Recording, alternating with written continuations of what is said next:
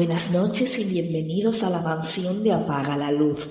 Mi nombre es Yolika y a partir de ahora me convertiré cada noche que nos visitéis en vuestra anfitriona. Podréis llamarme Marquesa da Lua.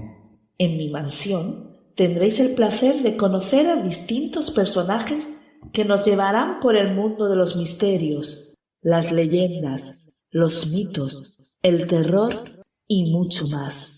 Quien nos acompañará todas las noches es mi querido amigo el Conde Bennett, el cual nos llevará a viajar y conocer un mundo lleno de misterios. También nos acompañará nuestro lector en las tinieblas. Cada noche cerrará las puertas de la mansión con un texto que rozará el misterio, lo tétrico, lo oculto. Solo una cosa más. En esta mansión se entra con la luz apagada. Así que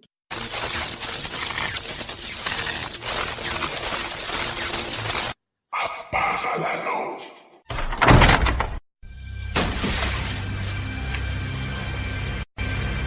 Vivió hace casi su nombre y lo convirtió en la estrella de La Momia. Es el muerto maldito con poderes sobrenaturales, que se levantó de su tumba profanada en busca de su amor. Pero esta fantasía cinematográfica recreó un personaje real, Imhotep, también conocido como Imhotep. Se cree que la momia de Imhotep está enterrada en algún lugar bajo las arenas de Saqqara, la legendaria ciudad de los muertos de Egipto. En su tumba descansan secretos sobre la construcción de las pirámides, el origen de la medicina y de las momias. Imhotep era venerado en todo el mundo antiguo. Sus logros abarcan del arte a la ciencia, de la política a la religión. Fue el constructor de la primera pirámide, el primer arquitecto conocido del mundo,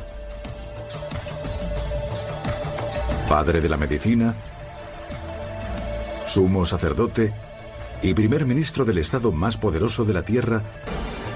Por todo ello, los historiadores lo llaman el genio del mundo. 2000 años después de su muerte, Imhotep fue reconocido por sus logros terrenales y elevado a la categoría de Dios.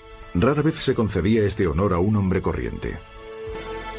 Como Jesús en la tradición cristiana, Imhotep era considerado a la vez un hombre mortal e hijo del Dios creador. ¿Cómo logró este hombre de origen terrenal elevarse a la categoría de Dios? ¿Cuáles son los secretos poderes eternos de la medicina y la magia de Imhotep? ¿Cómo soñó y construyó Imhotep la primera pirámide, la estructura que simbolizaría a Egipto para siempre? Los científicos sospechan que las respuestas a estos misterios de hace 5000 años estén enterradas con la momia de Imhotep y están buscando su tumba. Pero ¿cómo se perdió la tumba de Imhotep? La proclamación del cristianismo como religión del Imperio Romano hacia el año 400 de nuestra era dio el toque de gracia a las religiones egipcias. Los viejos templos fueron cerrados o destruidos. Los sacerdotes, los únicos capaces de leer los antiguos jeroglíficos, fueron asesinados. Con ellos murieron los secretos de la antigua civilización egipcia. La pirámide escalonada es revolucionaria en cuanto a tamaño, forma y materiales. Es la primera pirámide que se construyó. Es el primer edificio monumental de piedra tallada de la historia. Con sus 62 metros de altura, no se había construido aún ninguno más grande. En la superficie que rodea la pirámide, hay 15 hectáreas de santuarios, depósitos, altares, patios, puertas y tumbas secundarias que cubren un área equivalente a más de 6 manzanas de Nueva York. La pirámide escalonada construida por el faraón Djoser fue su tumba al morir, pero mientras vivió, esta pirámide era un potente símbolo del poder terrenal del faraón. Antes de la pirámide escalonada, la tumba de un faraón era una estructura rectangular de adobe, baja y larga, llamada mastaba, palabra árabe que significa banco. Durante más de 500 años, los reyes de Egipto fueron enterrados bajo mastabas de ladrillos de adobe hasta que el faraón Djoser y su arquitecto Imhotep cambiaron la mentalidad de Egipto para siempre. Encantada de volver a tenerte en mi mansión, mi querido Conde Bennett. ¿De qué tema vas a hablarnos hoy? Buenas noches, Marquesa. Para esta ocasión he decidido traer un tema muy interesante. Hace más de 10 años que investigué un poco sobre este asunto y me he dado cuenta de que actualmente todavía sigue siendo un misterio todo lo que rodea este fenómeno. Hablo de las pirámides que fueron construidas en Egipto. Suena muy interesante. ¿Te refieres a las pirámides que fueron construidas en Giza, verdad? Así es. Egipto es una tierra plagada de pirámides. No solo existe la ya conocida como la Gran Pirámide, es la que siempre más noticia ha tenido, alegando que es una de las 7 maravillas del mundo antiguo que se mantiene viva a lo largo de más de 4 milenios. Pero hay muchas más esparcidas, como la pirámide de Djoser, las 3 que corresponden al faraón Snofru y la tríada de la cuarta dinastía, como yo la llamo, que son las que conocemos en Giza, o incluso la supuesta pirámide del faraón Diedefra, la cual comenzaron a investigar en este siglo. Creo que antes de preguntarte cosas como curiosidades sobre ellas, cómo fueron o para qué fueron construidas, sería muy buena idea que nos introdujeras un poco en contexto, para que tratemos de familiarizarnos con la cultura egipcia. De acuerdo. Podríamos empezar diciendo que estas pirámides fueron construidas generalmente en la época del reino antiguo egipcio, entre los siglos 27 y 22 a.C. Fue el primer gran reino que se formó, una vez se unió el Alto y el Bajo Egipto, gracias a un personaje importante como el rey Escorpión. La época dorada de la historia de Egipto. Se unifican los cultos religiosos, la economía, la política, mediante la aparición de la figura del faraón, ese personaje que simboliza en la tierra la figura del dios Horus, o Ra, al considerarse hijo de ellos. Por ello, en Egipto se implantó un sistema muy centralizado en este personaje, el cual tenía la última palabra en todo lo que se realizaba en su reino terrenal y espiritual. La religión, administración y sociedad estaban sometidas a su voluntad. De cara al mundo religioso, creo recordar que estaban muy preocupados por el más allá, sobre todo por lo que se refiere al juicio de Osiris, que está muy reflejado en la mitología egipcia, ¿no es así? Exacto. En Egipto se va a reflejar en lo terrenal lo que se sentía hacia lo espiritual, sobre todo en las tumbas de los faraones y altos funcionarios. Según el juicio de Osiris, los faraones tenían que estar preparados para ese viaje hacia la Duat, que fue el inframundo egipcio, donde Anubis llevaba a este ser hasta un tribunal donde Osiris presidía la ceremonia. Era el dios más importante porque representaba la vida, ya que era el dios de la agricultura, la regeneración del Nilo y la resurrección. El dios Anubis extraía el corazón del faraón y lo ponía en un platillo de una balanza, mientras que en el otro permanecía la pluma de Maat, la diosa de la justicia universal y la verdad. Si el veredicto de Osiris era positivo, era porque el corazón y la pluma estaban más o menos nivelados a favor del peso de la justicia. Entonces, el Ka y el Ba del faraón se reencontrarían con la momia y comenzaría el ascenso al Aru, el paraíso, y el faraón disfrutaría de la vida eterna junto a otros dioses. Había sido un gobernante bueno y justo, pero si esto no era así, el corazón pesaba más. El veredicto sería negativo y su corazón sería arrojado al Amit, devorador de muertos, viviendo una segunda muerte, esta vez ya definitiva. El faraón estaba condenado a desaparecer para siempre. Entonces, ¿cómo se relaciona este mito con las pirámides? Para empezar, por la estructura interna de las mismas. En el caso de las pirámides de Giza, todas tienen algún tramo de túneles o cámaras conectado con la tierra. Incluso bajo ella, las mastabas, unos monumentos mortuorios anteriores a las pirámides, también tenían una cámara funeraria enterrada y cegada bajo el suelo un sarcófago con restos de ajuar funerario, incluso alimentos. Mencionarte también que hubo pequeñas figuritas también llamadas ushaftis, que representaban animales, esclavos, que trabajaron con el faraón en vida para que les acompañasen en el más allá. En el caso de las pirámides de Giza, solo encontramos los sarcófagos. El resto de elementos, así como las momias, no se encuentran dentro de las mismas. Posiblemente no estén porque hayan sido objeto de expolio durante el paso del tiempo. Ahora viene lo realmente curioso. Veo que me conoce bien, Marquesa. Hay también muchos conductos conectados con constelaciones y estrellas. En la Gran Pirámide, la Cámara del Rey da hacia el norte con la constelación Alfa Araconis, donde se situaba la estrella polar de la época, y hacia el sur con la constelación de Orión, que simbolizaba a Osiris. La Cámara de la Reina también apunta su orientación hacia ciertas constelaciones, pero esos conductos están ciegos. Están tapados con grandes bloques de caliza perfectamente pulimentados y con unos misteriosos tiradores de bronce o cobre. Estos estarían orientados en teoría con la Osa Menor hacia el norte y con la constelación de Sirio hacia el sur. Intuyo que no solo te vas a detener en hablar de su estructura interna. Sé que sabes algo más, que aún hace este caso más interesante. Así es.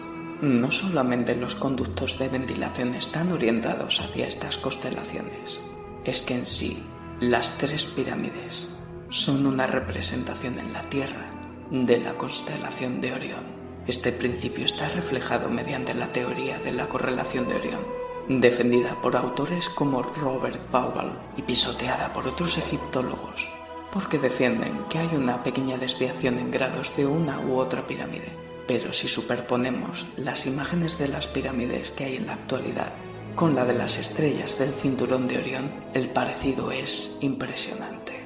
Y más sabiendo, como he comentado antes, la importancia que tuvieron dioses como Osiris en la mitología egipcia. Si a esto le sumamos que la Gran Pirámide tiene unas características peculiares, aún aumentamos más el grado de admiración hacia estos monumentos.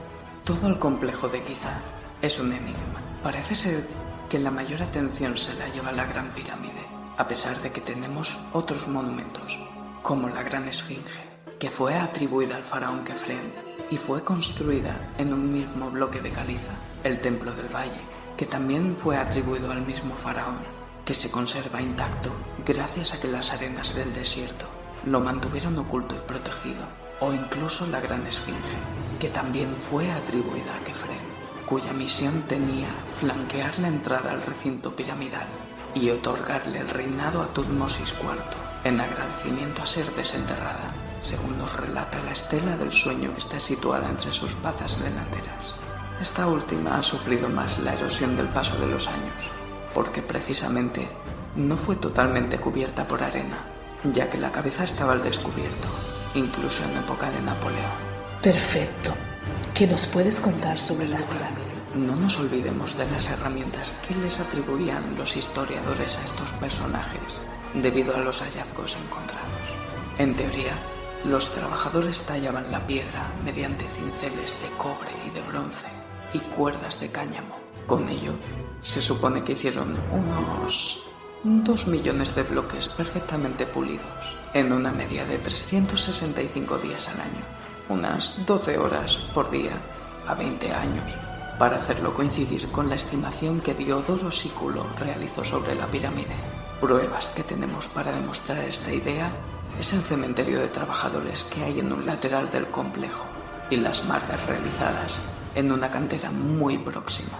La Gran Pirámide tiene una altura de un edificio de aproximadamente 42 plantas, una estructura estable que ha soportado terremotos, pasillos que han sido excavados directamente en la roca madre, unas galerías con unas losas apiladas con un margen milimétrico de error.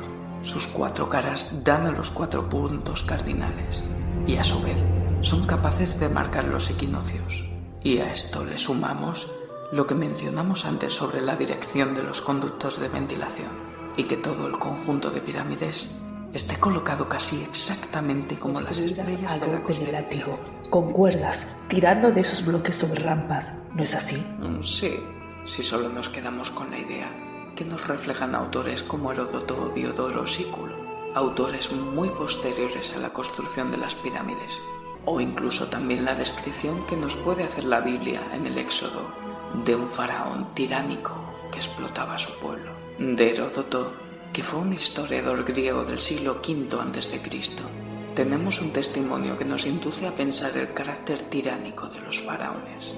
Él hace una descripción de Keops como un faraón déspota que construía su pirámide gracias al esfuerzo sobrehumano de los esclavos que tenía bajo su cargo. Propuso una forma de construcción de pirámides en base a palancas, que se van asentando en diferentes gradas, que son filas de bloques de piedra, y van elevando material hacia la parte más alta. Otras explicaciones que tenemos, más posteriores, es la de Diodoro Sículo, del siglo I a.C.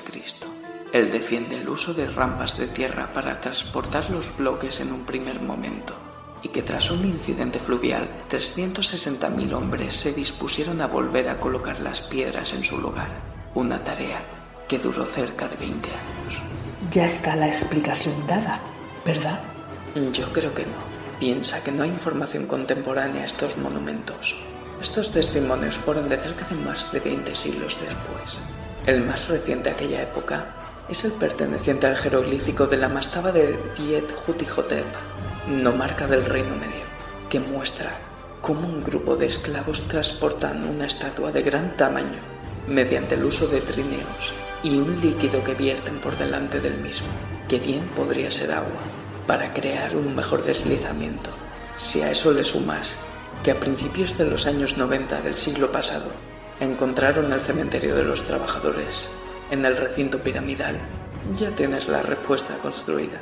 Problema: si puede ser difícil y costoso hacerlo en horizontal, imagínate con un grado de pendiente y los recodos que pueden hacer las rampas sobre la pirámide. A día de hoy no hay ninguna explicación clara al respecto, y proyectos como el del año 1997, emitido en Nova, tuvieron éxito en la construcción de una pirámide moderna, pero necesitaron ayudarse de maquinaria que se supone que en el reino antiguo no se utilizaba, como carretillas elevadoras. Y las juntas no fueron tan perfectas como se dan en la Gran Pirámide, pero sí que parece ser que consiguieron desplazar los bloques mediante troncos de madera. ¿Y sobre su función? ¿Hay algo que nos puedas contar? Porque mira que he leído comentarios sobre que si los extraterrestres las construyeron o que si son canales energéticos. ¿Qué puedes decirnos? Así es. Creo que estamos dando en otro punto clave de los misterios de Egipto. Si dejamos a un lado el concepto de piramidiota, que es el que se utiliza para referirse en la egiptología de forma cariñosa a aquellos personajes que buscan respuestas alternativas a la historia convencional, insisto, tengo que decir que no existe hoy día información contemporánea a la época sobre la construcción de las pirámides del Reino Antiguo. La función se ha atribuido siempre a lugares mortuorios, zonas de enterramiento, ya que se considera que el arquitecto Imhotep buscaba crear una estructura que ayudara al faraón a alcanzar el Aaru, el reino de los cielos, y facilitar la regeneración de este. Dentro de ellas se ha encontrado un sarcófago, pero no había momias en su interior, quizá fruto del expolio. Sí que se han encontrado varios cementerios, mastabas, templos en los alrededores de las mismas. Entonces se ha hecho la analogía de decir, en un recinto funerario, pues 3 monumentos funerarios. También pensemos que introducir el cuerpo del faraón en su sarcófago tuvo que ser una ardua tarea si contamos con que los pasillos son muy estrechos. Como podemos ver, queda abierto este debate entonces. Estaremos a la espera de más descubrimientos sobre este campo y que nos informes con más novedades que vayan surgiendo. Por supuesto. Por desgracia, marquesa, he tenido que dejar algunos temas en el tintero por no extenderme mucho con el tiempo. Pero siguen habiendo muchos enigmas y curiosidades esparcidos en Egipto a lo largo de su historia, como el caso del templo de Abu Simbel, la maldición de Tutankamón o la pirámide desaparecida de Djedefra, el faraón que falta en la 4ª dinastía, que está ubicada por los historiadores en Abu Rosh. Y por último, ¿qué le dirías a nuestros oyentes para terminar de atraer su atención a este gran misterio arquitectónico? Que hay muchísimas investigaciones en torno a este tema. Estas investigaciones que nos dan respuestas tanto normales como paranormales. Lo que es cierto es que si nos basamos en observar esta zona, nos llama la atención lo que se puede encontrar en ella. Conforme más se investiga, más enigmas van surgiendo, y ya lo dio a entender Diodoro Sículo. Parecen construcciones ubicadas en medio de las arenas por los dioses. Y después de viajar por Egipto con el conde Bennett, quiero que paséis al salón de baile, donde se encuentran celebrando una fiesta de máscaras. Allí os contaré una de tantas leyendas que hay sobre mis amigos, los vampiros. Pasar.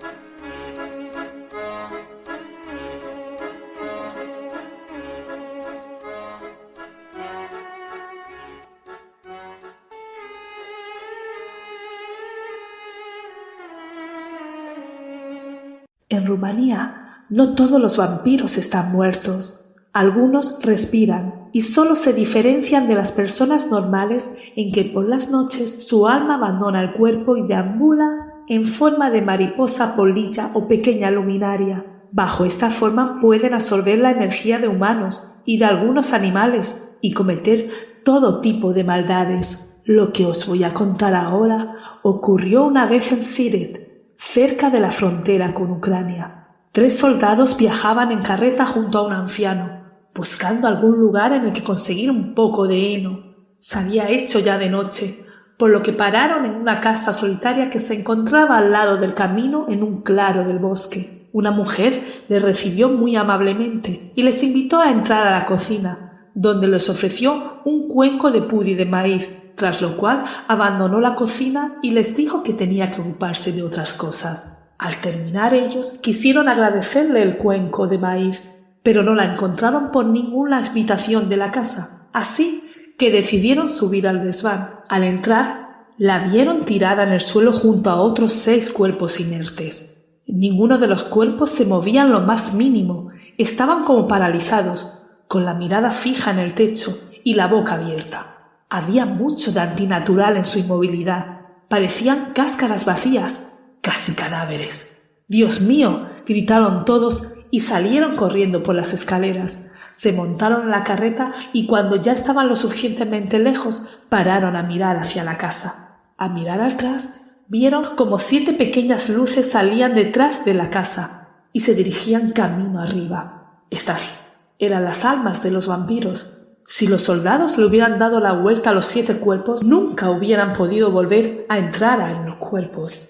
Según la tradición, las almas de los vampiros vivientes se reúnen con los vampiros muertos a las afueras de los pueblos, allí en donde no se oye el canto del cuco ni el ladrido del perro, y aprenden de ellos gran cantidad de conjuros y hechizos maléficos, y unos y otros se reparten las personas a las que planean hacer daño, como si éstas fuesen cabezas de ganado. Los campesinos rumanos no distinguen entre un tipo u otro de vampiro, y a ambos los temen y dominan con el mismo término: vampiros.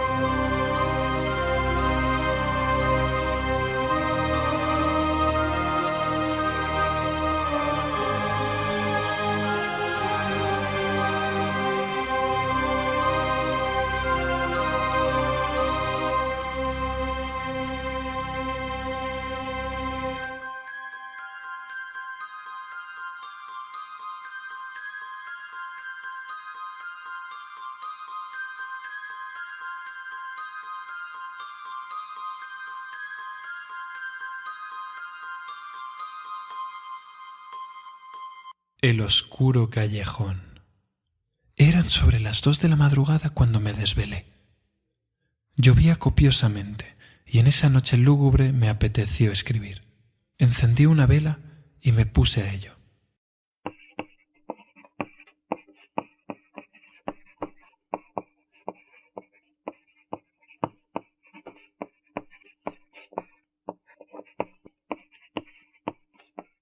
Minutos más tarde, dando cabezadas, decidí volver a acostarme, pero algo extraño me detuvo. El maullar de un gato que provenía del oscuro callejón llamó mi atención. A su lado había un cuerpo de persona inmóvil en el suelo. En el balcón estaba asomado mi padre mirando hacia abajo con desdén. En ese momento me di cuenta de que la tenue luz de la vela no reflejaba mi sombra en la pared de mi cuarto y me asusté. Me volví a asomar, confirmando el oscuro secreto que en mi alma se escondía, siéndome revelado en ese instante. Aquel cadáver vigilado por la brillante mirada abismal del felino era yo. Mi cuerpo sumergido en lo profundo de la noche se veía envuelto por las oscuras garras de la muerte para sumirme en un sueño tan profundo del que jamás despertaré.